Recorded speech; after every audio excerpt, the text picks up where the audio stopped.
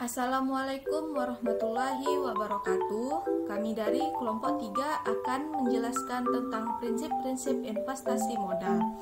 Saya Aisyah Rahma Syakira akan menjelaskan yang pertama. Pengaturan investasi modal yang efektif perlu memperhatikan faktor-faktor berikut ini. Yang pertama, adanya usul-usul investasi.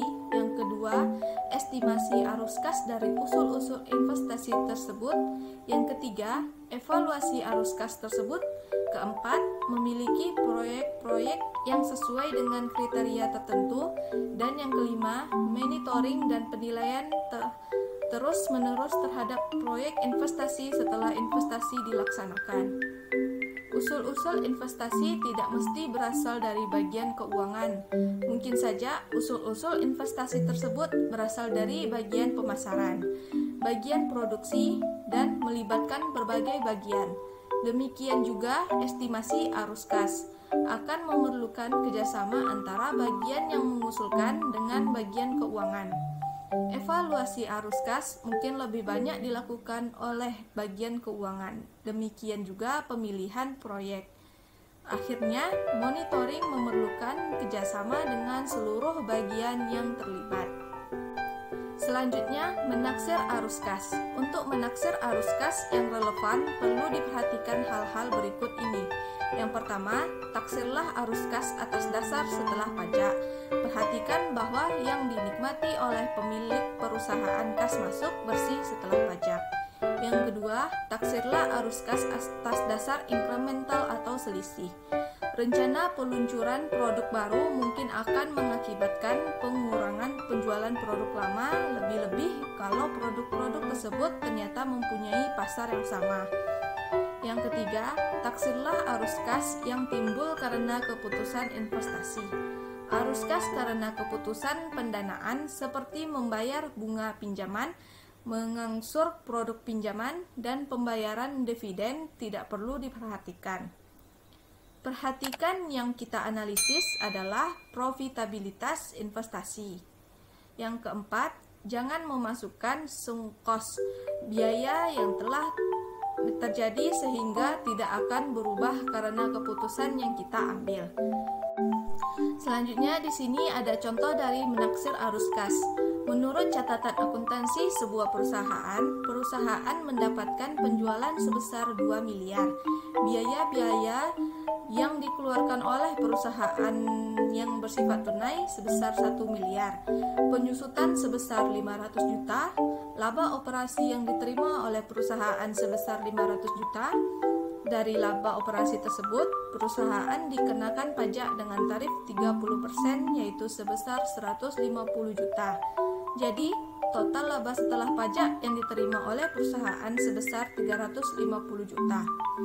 Penjelasan mengenai kas masuk dalam arus kas sebesar 2 miliar, kas keluar sebesar 1 miliar, lalu kas masuk sebesar 500 juta.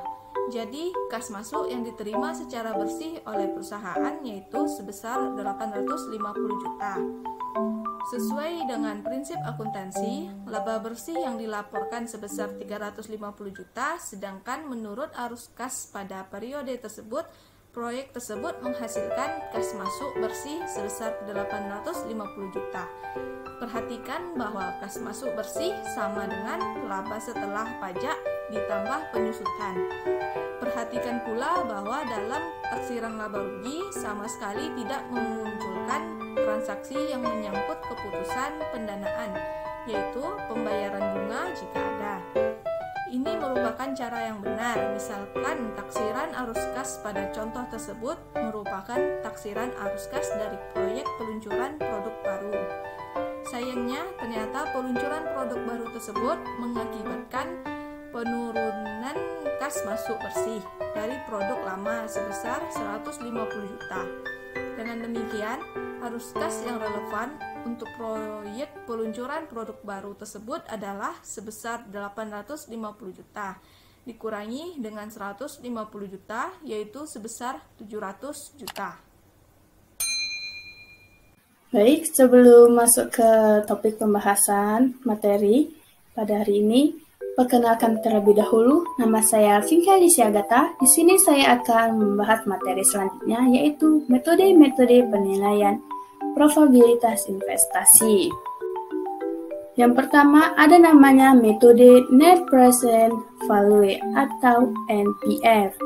Metode NPV dapat diartikan sebagai analisa keuangan untuk menentukan layak atau tidaknya usaha yang dilakukan oleh perusahaan yang dilihat dari nilai sekarang arus kas bersih yang akan diterima oleh perusahaan dibandingkan dengan nilai sekarang dari modal yang dikeluarkan oleh perusahaan. Kita lihat di sini, misalkan ini kita saat ini membeli sebidang tanah dengan harga 50 juta. Setelah kita selesai membayar, terus ada nih suatu perusahaan itu menghubungi kita dan mengatakan bahwa perusahaan tersebut itu bersedia untuk membeli tanah tersebut tahun depan dengan harga 60 juta. Apakah dengan demikian kita akan memperoleh laba sebesar 10 juta? Jawabannya tidak. Mengapa tidak? Karena kita perlu terlebih dahulu memperhatikan nilai waktu uang tersebut. Nah, contoh selanjutnya nih. Lukas akan menerima 60 juta 1 tahun yang akan datang. Berapa nilai sekarang atau present value penerimaan tersebut jika tingkat bunga yang relevan sebesar 15%? Jadi penyelesaiannya di sini, present value atau PF sama dengan CN dibagi 1 ditambah R tutup kurung pangkat N sama dengan 60 juta dibagi 1 ditambah 0,15%. 0,15% dari mana? 0,15% ini dari 0,15 ini dapat dari yang 15% ya. Tutup kurung dikali 1. 1 ini dari nilai N sama dengan 52,17 juta. Maka kita cari berapa selisih PF penerima dengan PF pengeluarannya itu net present value-nya. Jadi NPV sama dengan PF dikurang harga sama dengan 52,17 juta dikurang 50 juta. Dari mana 50 juta tadi? 50 juta dari sini, dari membeli sebidang tanah dengan harga 50 juta. Ini masih soal yang tadi ya teman-teman. Dapatlah dia hasilnya sebesar 2,17 juta, itu hasilnya. Jadi di sini sebagai catatan bahwasannya NPV yang positif dia menunjukkan bahwa present value penerimaan itu lebih besar dari present value pengeluaran.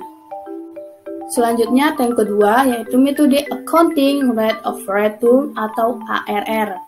Penilaian investasi ARR ini dia menilai seberapa besar keuntungan atau laba perusahaan dibandingkan dengan rata-rata nilai investasi.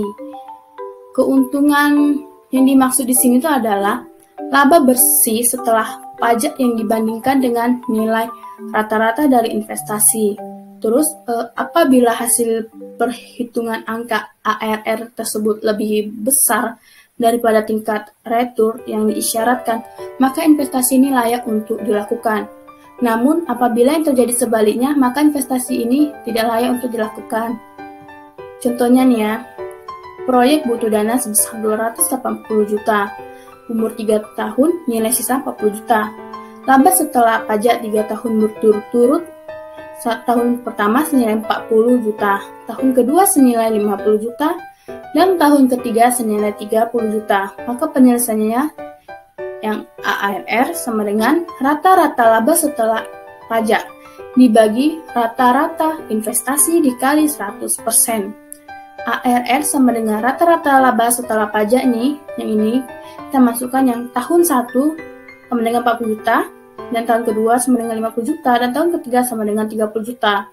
Baru dibagi 3, 3 ini dapat dari setelah pajak 3 tahun berturut-turut, baru dibagi rata-rata investasi. Sebelum kita mencari rata-rata investasi, kita harus terlebih dahulu tahu berapa nilai residunya itu. Maksud nilai residunya tadi di sini nih, Yang 280 juta ini dia ditambah 40 juta dari nilai sisa baru dibagi 2. 2 ini dapat dari ini tadi ya, nilai residu ini ditambah baru dibagi 2. Kan di sini kita mencari rata-rata investasi ya kan. Dapat hasilnya 40 juta dibagi 160 juta. Hasilnya sama dengan 0,25. Kita jadikan persen, jadi sama dengan 25%. Sekian dari penjelasan materi saya. Materi selanjutnya akan dijelaskan oleh teman saya. Terima kasih. Baiklah, saya Nurmia Saragi akan menjelaskan materi selanjutnya yang ada di slide 11 dan 12, yaitu metode payback period atau PP. Metode penilaian investasi payback period adalah metode untuk menghitung berapa cepat investasi yang dilakukan bisa kembali. Contohnya, PT Maju Belajar melakukan investasi sebesar $45.000. Jumlah arus kas per tahun adalah $22.500, maka payback periodnya adalah payback period sama dengan investasi awal dibagi arus kas dikali 1 tahun sama dengan $45.000 dibagi $22.500 dikali 1 tahun sama dengan 2 tahun. Jadi payback periodnya adalah 2 tahun. Maka modal yang dihabiskan $45.000 tersebut bisa kembali dalam jangka waktu 2 tahun. Selanjutnya, metode rate of return atau IRR adalah tingkat bunga yang menyamakan PV pengeluaran atau kas keluar dengan PV penerimaan atau kas masuk.